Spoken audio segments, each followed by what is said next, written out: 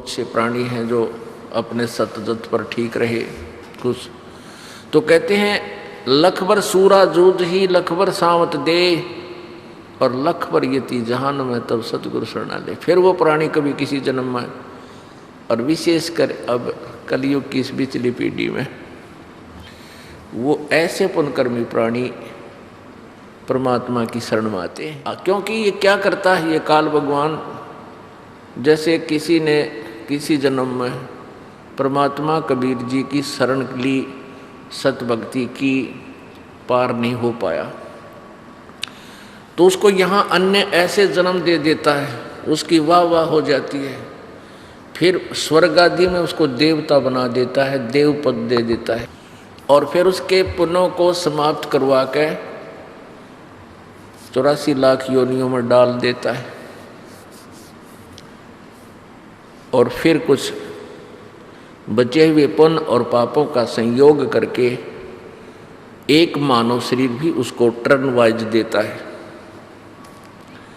तो ऐसे आज जो पुण्यात्माएं, बेशक कोई वित्तीय हालत उनकी बिल्कुल निर्धन है, कमज़ोर है,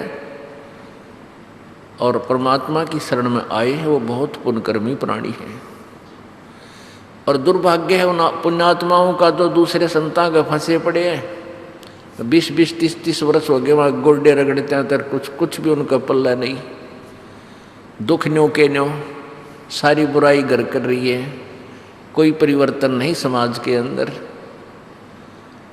तो वो अच्छी आत्मा होते हुए भी दुर्भाग्य है उनका, जो ऐसे नकलियों के पास फंसे पड़े हैं। और सौभाग्य आपका जो कुछ तो उनसे निकल कर आ रहे हैं उनके जाल से,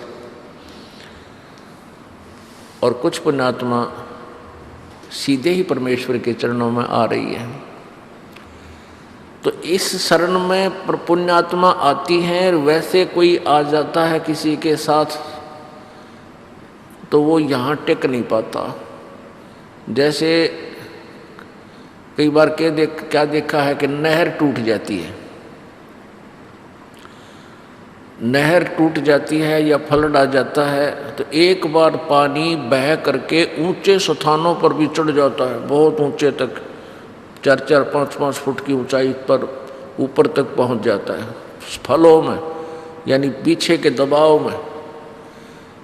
और जब वो सब नॉर्मल हो जाता है तो वो जल वापस आता है, फिर वहाँ नहीं टिक सकता।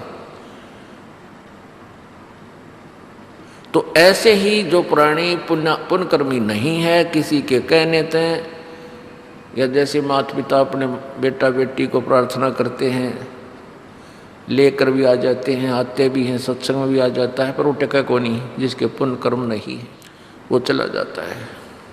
इसके लिए परमात्मा कहते हैं कि राम कहे राजी नहीं। फिर कहाँ जाएगा वो, कि तो गप्पे मारनियाँ दो रहे हैं कोई, या राजनेता के पाछे जय बोलता अंडे जागा, कुछ लेना एक न देने दो, या ताश खेलनियाँ दो रहा बैठेगा, या कित जुआ खेलेगा, या कोई शराब गुटी लाने लग जाएगा। तो उसके विषय में कहते हैं कि राम कहे राजी नहीं, वो चोरा नाल खुशहाल, मल अखाड़ा जीतेंगे ये युगन युगन के माल है। इस भक्ति रूपी अखाड़े में, इस भक्ति रूपी अखाड़े में युगों युगों के माल ही टिक पावेंगे। युगों युगों के पहलवान, अर्थात ना जाने कितने जन्मों से आप भक्ति करते हुए आ रहे हो, और जब आमना सामना होता है कुश्ती में, रेसलिंग में, तो वो पहलवान टिक पाओगा जिसने पहले एक्सरसाइज, अभ्यास, प्रैक्टिस कर रखी है, खूब खुराक खा रखी है। तो आप जी उन पुण्यात्माओं में से हो जो युगों युगों से प्रैक्टिस करते हुए आ रहे हो, ये राम नाम की खुराक खा रहे हो, ये पहलवान आप परमात्मा के अखाड़े के माल हो, पहलवान हो।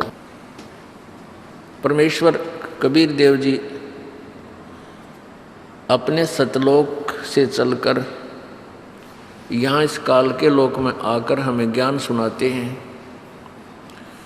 समझाते हैं कि तुम काल के जाल में फंसे हुए हो, यहाँ से पीछा छुटवा लो। पुण्यात्माओं, कुछ दिनों के बाद आपकी आत्मा में ये बात घर कर जाएगी जो आज अच्छी नहीं लगेगी, जो पहली बार प्राणी आता है। पहली बार कोई पुण्यात्मा यहाँ आता है, सत्संग सुनता है और दास जो ये शास्त्र अनुकूल ज्ञान देता है, तो उसने जो शास्त्र विरुद्ध ज्ञान सुन रखा होता है तो उसको ये अच्छा नहीं लगता। जब ये प्रमाण सामने होंगे तो वो स्वीकार करने पड़ेंगे।